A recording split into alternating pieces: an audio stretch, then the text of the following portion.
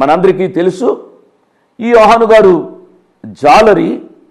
ఈ యోహాను గారి యొక్క తండ్రి జెబెదయి, తల్లి సలోమి, యేసు ప్రభువారి యొక్క బంధువుడు.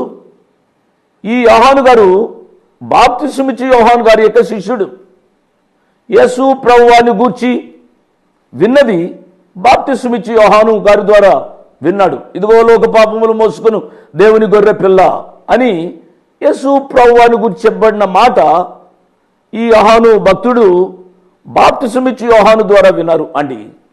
ఒకానొక దినాన్ని యేసు ప్రభువారు గలిలయ సముద్ర తీరాన్ని వెళుతూ ఉండగా ఈ యోహాన్ని తన సోదరుడైన యాకోబును పిలిచారు.